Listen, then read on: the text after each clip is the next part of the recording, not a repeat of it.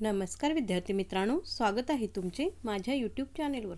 तर मित्रांनो, आज आपण टीईटी परीक्षेसाठी आधुनिक भारताच्या इतिहासावरील महत्त्वाचे असे 50 प्रश्न पाहणार आहोत। तरी तुम्ही व्हिडिओ शेवटपर्यंत नक्की पहा। चला तर मग व्हिडिओला सुरुवात करू। प्रश्न क्रमांक 1, कोणत्या धर्मसुधारकाच्या अनुयायांना प्रोटेस्टंट असे नाव पडले? योग्य पर्याय आहे 4। तर मार्टिन ल्यूथर या धर्मसुधारकाच्या अनुयायांना प्रोटेस्टंट असे नाव पडले।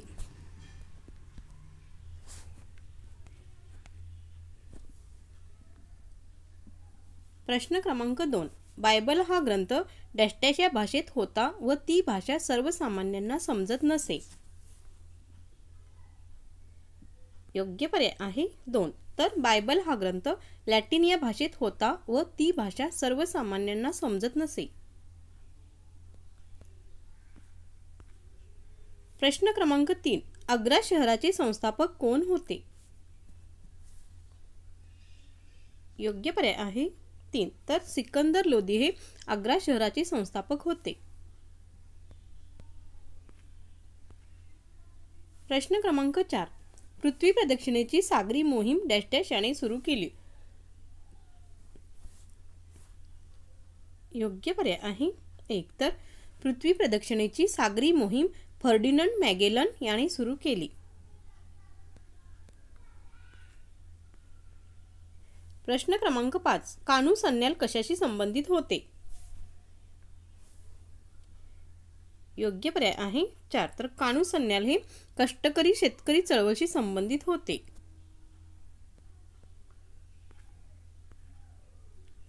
प्रश्न क्रमांक 6, यंग बंगाल या चळवळीस खालीलपैकी कोणी अप्रत्यक्षपणे प्रेरणा दिली होती?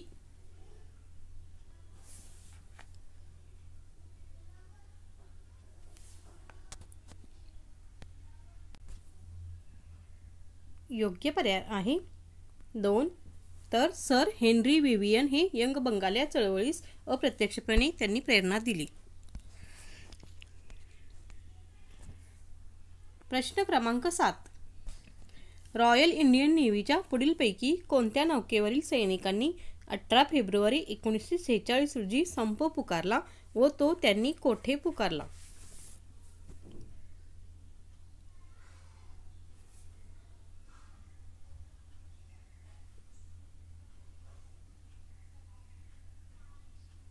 योग्य पर्याय आहे 2। तर रॉयल इंडियन नेव्हीच्या तलवार या नौकेवरील सैनिकांनी 18 फेब्रुवारी 1946 रोजी संप पुकारला व तो मुंबई येथे पुकारला।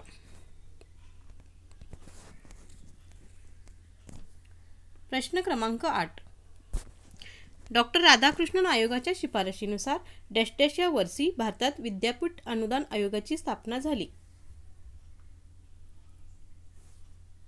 योग्य पर्याय आहे 2। तर डॉक्टर राधाकृष्णन आयोगाच्या शिफारशीनुसार 1953 या वर्षी भारतात विद्यापीठ अनुदान आयोगाची स्थापना झाली। प्रश्न क्रमांक 9, डॉक्टर कोठारी आयोगाच्या शिफारशीनुसार डॅश या वर्षी भारत सरकारने नवे राष्ट्रीय शैक्षणिक धोरण घोषित केले। योग्य पर्याय आहे 3। तर डॉक्टर कोठारी आयोगाच्या शिफारशीनुसार 1968 या वर्षी भारत सरकारने नवे राष्ट्रीय शैक्षणिक धोरण घोषित केले। प्रश्न क्रमांक 10, 1876 साली हिंदू पॅट्रियट हे वृत्तपत्र कोणी सुरू केले?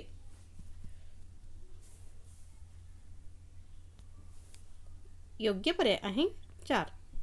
तर 1876 साली हिंदू पॅट्रियट हे वृत्तपत्र हरिश्चंद्र चटर्जी यांनी सुरू केले। प्रश्न क्रमांक 11, भारतीय संसदेने 1955 साली हिंदू विवाह कायदा संमत केला। तर डॅश या वर्षी हिंदू वारसा कायदा संमत केला। योग्य पर्याय आहे 4। तर भारतीय संसदेने 1955 साली हिंदू विवाह कायदा संमत केला। तर 1956 या वर्षी हिंदू वारसा कायदा संमत केला।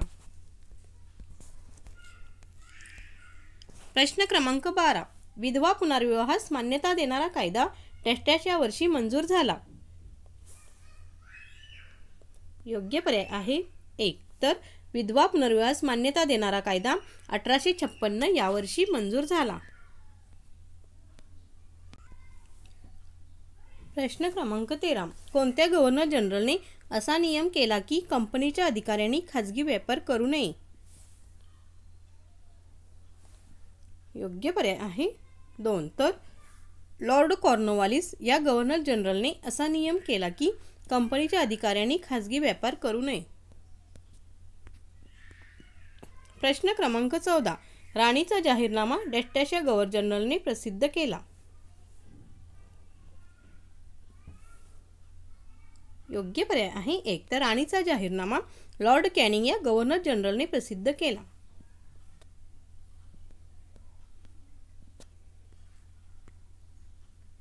प्रश्न क्रमांक 15. ब्राह्मण समाजाचे मुख्य तत्व कोणते होते? योग्य पर्याय आहे 1. तर ईश्वर एकच आहे हे ब्राह्मण समाजाचे मुख्य तत्व होते. प्रश्न क्रमांक 16. डॅश या समाजसुधारकांनी मुंबई येथे देवदासी प्रथेविरुद्ध परिषद भरवली?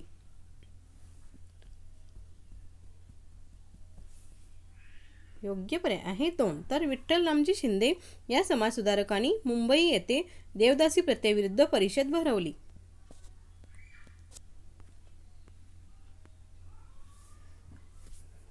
प्रश्न क्रमांक 17. The Mohammedan literary society dash यांनी स्थापन केली? योग्य पर्याय आहे 2. तर द मोहमेडन लिटररी सोसायटी ही अब्दुल लतीफ यांनी स्थापन केली.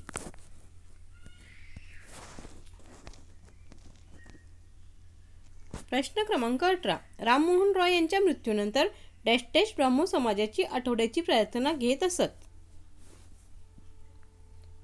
योग्य पर्याय आहे 4. तर राममोहन रॉय यांच्या मृत्यूनंतर रामचंद्र विद्याबागीश हे ब्राह्मण समाजाची आठवड्याची प्रार्थना घेत असत. प्रश्न क्रमांक 19. लॉर्ड कर्झन याच्या काळातील रॅले आयोगचा संबंध डॅशशी होता? योग्य पर्याय आहे 3. तर लॉर्ड कर्झन याच्या काळातील रॅले आयोगचा संबंध उच्च शिक्षणाशी होता.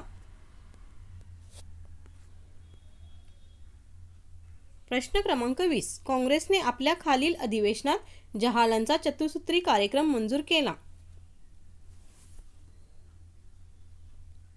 योग्य पर्याय आहे 1. तर काँग्रेसने 1906 मध्ये कोलकाता येथील अधिवेशनात जहालांचा चतुसूत्री कार्यक्रम मंजूर केला.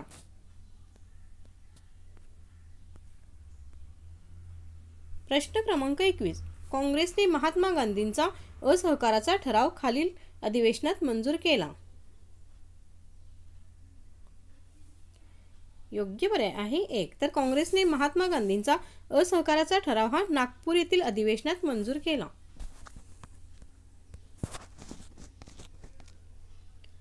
प्रश्न क्रमांक 22. पुढीलपैकी कोणती व्यक्ती 1857च्या उठावाशी संबंधित नाही? योग्य पर्याय आहे 4. तर काश्मीरचा राजा गुलाबसिंह ही व्यक्ती 1857च्या उठावाशी संबंधित नाही.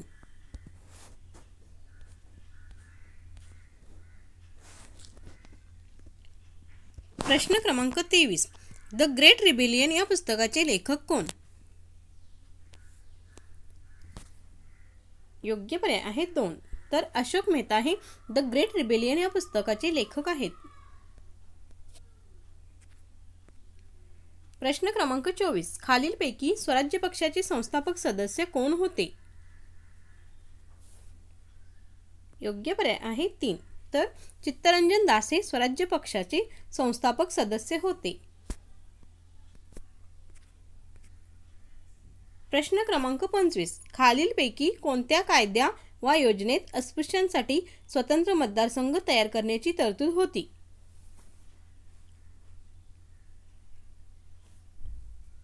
योग्य पर्याय आहे 2. तर रॅम्से मॅकडोनाल्ड निवाडा या योजनेमध्ये अस्पृश्यांसाठी स्वतंत्र मतदारसंघ तयार करण्याची तरतूद होती. प्रश्न क्रमांक 26. चंद्रशेखर आझादांच्या नेतृत्वाखाली सरदार भगतसिंगांनी 1928 मध्ये कोणती संघटना स्थापन केली?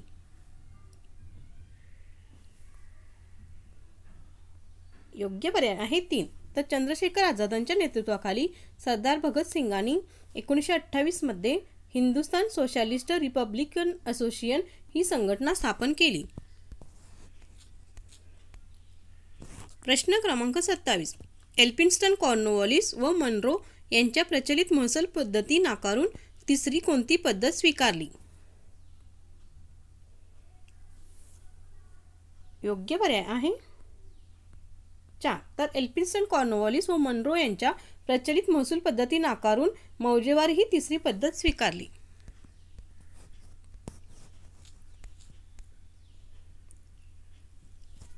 प्रश्न क्रमांक 28. डिसेंबर 1930च्या अलाहाबाद येथील मुस्लिम लीगचं अधिवेशनात कोणाच्या अध्यक्षीय भाषणाने पाकिस्तानचा पाया घातला गेला असे मानले जाते? योग्य पर्याय आहे 2. तर डिसेंबर 1930च्या अलाहाबाद येथील मुस्लिम लीगच्या अधिवेशनात इक्बाल यांच्या अध्यक्षीय भाषणाने पाकिस्तानचा पाया घातला गेला असे मानले जाते.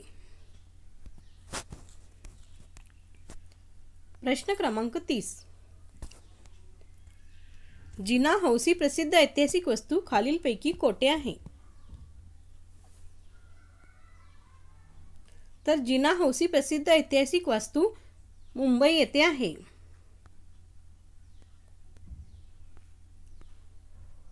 प्रश्न क्रमांक 30. मुस्लिम समाजातील पडदा पद्धती व बहुपत्नीत्व या पद्धतींना डॅश डॅश यांनी विरोध केला होता?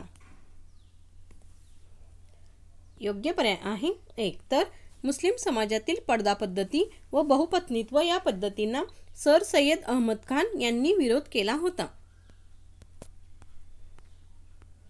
प्रश्न क्रमांक 31. वहाबी चळवळीचे उद्दिष्ट कोणते?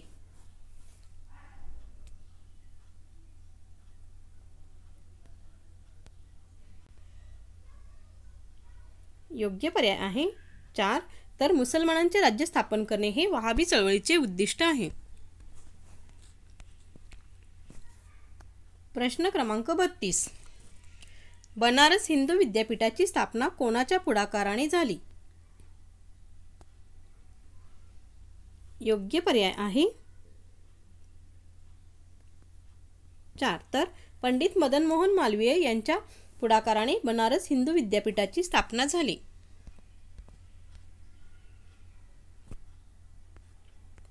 प्रश्न क्रमांक 33. रवींद्रनाथ टागोरांनी नव्या युगाचे अग्रेसर कुणाला म्हटले आहे? योग्य पर्याय आहे 2. तर राजा राममोहन रॉय यांना रवींद्रनाथ टागोरांनी नव्या युगाचे अग्रेसर असे म्हटले आहे. प्रश्न क्रमांक 34. महात्मा गांधीजींनी पहिला राष्ट्रव्यापी सत्याग्रह डॅश डॅश वेळी केला? योग्य पर्याय आहे 4. तर महात्मा गांधीजींनी पहिला राष्ट्रव्यापी सत्याग्रह रौलेट ॲक्ट विरुद्ध केला. प्रश्न क्रमांक 35. काँग्रेसने 1 कोटी रुपयांचा टिळक स्वराज्य फंड उभा करण्याचा निर्णय डॅश डॅश या चळवळीच्या काळात घेतला? योग्य पर्याय आहे 2. तर काँग्रेसने 1 कोटी रुपयांचा टिळक स्वराज्य फंड उभा करण्याचा निर्णय असहकाराच्या चळवळीच्या काळात घेतला.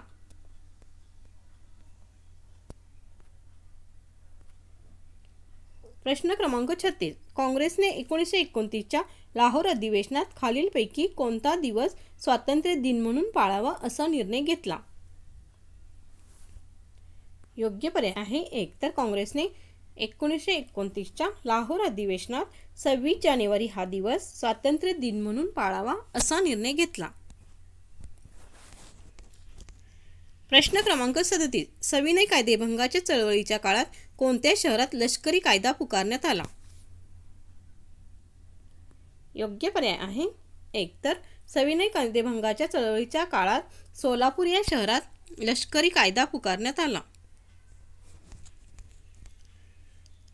प्रश्न क्रमांक 38. महाराष्ट्रात खालीलपैकी कोणत्या ठिकाणी जंगल सत्याग्रह झाला? योग्य पर्याय आहे 2. तर महाराष्ट्रात बिळाशी, संगमनेर, कळवण व पुसद या ठिकाणी जंगल सत्याग्रह झाला. प्रश्न क्रमांक 39. जुनागड डॅश डॅश व काश्मीर या संस्थानांचा अपवाद वगळता सर्व संस्थाने भारतात विलीन झाली. योग्य पर्याय आहे 4. तर जुनागड, हैदराबाद व काश्मीर या संस्थानांचा अपवाद वगळता सर्व संस्थाने भारतात विलीन झाली. प्रश्न क्रमांक 40. हंगामी सरकारचे डॅश डॅश हे प्रमुख होते. योग्य पर्याय आहे 3. तर हंगामी सरकारचे पंडित जवाहरलाल नेहरू हे प्रमुख होते.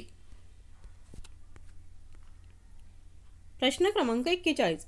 भारत व पाकिस्तान या 2 स्वतंत्र राष्ट्रांची निर्मिती करण्याची योजना डॅश डॅश यांनी तयार केली. योग्य पर्याय आहे 3. तर भारत व पाकिस्तान या 2 स्वतंत्र राष्ट्रांची निर्मिती करण्याची योजना लॉर्ड माउंटबॅटन यांनी तयार केली. प्रश्न क्रमांक 42. राजकोट येथे रेड क्रॉस सोसायटीची स्थापना डॅश डॅश यांनी केली. योग्य पर्याय आहे 3. तर राजकोट येथे रेड क्रॉस सोसायटीची स्थापना रखमाबाई जनार्दन सावे यांनी केली. प्रश्न क्रमांक 43. शेतकऱ्यांनी डॅश डॅश जिल्ह्यात सारा बंदीची चळवळ सुरू केली. योग्य पर्याय आहे 2. तर शेतकऱ्यांनी खेडा जिल्ह्यात सारा बंदीची चळवळ सुरू केली. प्रश्न क्रमांक 44. सत्यार्थ प्रकाश हा वेदांवर भाष्य करणारा ग्रंथ कोणी लिहिला. योग्य पर्याय आहे 2. तर स्वामी दयानंद सरस्वती यांनी सत्यार्थ प्रकाश हा वेदांवर भाष्य करणारा ग्रंथ लिहिला. प्रश्न क्रमांक 45. 1802 मध्ये डॅश डॅश पेशव्याने इंग्रजांशी तैनाती फौजेचा करार केला. योग्य पर्याय आहे 4. तर 1802 मध्ये दुसरा बाजीराव पेशव्याने इंग्रजांशी तैनाती फौजेचा करार केला. प्रश्न क्रमांक 46. 1784 साली कोणत्या इंग्रज अधिकाऱ्याने एशियाटिक सोसायटी ऑफ बंगाल ही संस्था स्थापन केली. योग्य पर्याय आहे 1. तर 1784 साली विल्यम जोन्स या इंग्रज अधिकाऱ्याने कोलकाता येथे एशियाटिक सोसायटी ऑफ बंगाल ही संस्था स्थापन केली. प्रश्न क्रमांक 47. इसवी सन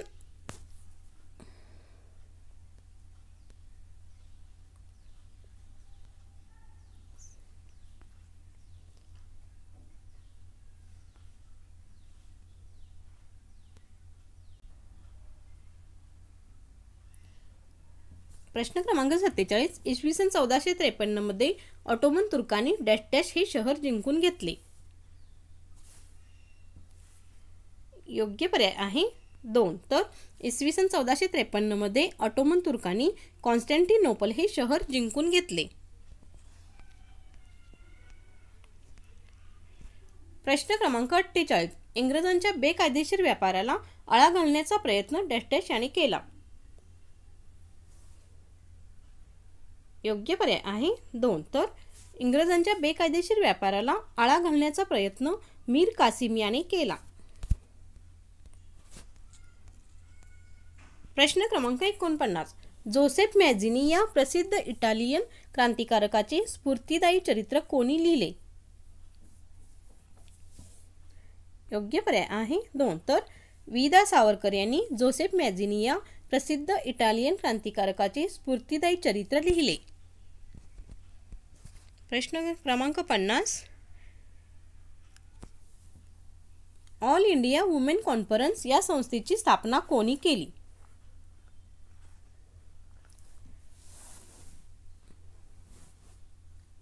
योग्य पर्याय आहे 2. तर ऑल इंडिया वुमेन्स कॉन्फरन्स या संस्थेची स्थापना रमाबाई रानडे यांनी केली. त्यालाच भारत महिला परिषद असेही म्हणतात. तर मित्रांनो, असेच नवनवीन व्हिडिओ पाहण्यासाठी माझ्या चॅनेलला नक्कीच सबस्क्राईब करा व बेल आयकॉनलाही प्रेस करायला विसरू नका, म्हणजे तुम्हाला माझ्या नवनवीन व्हिडिओचे नोटिफिकेशन मिळत जाईल. धन्यवाद.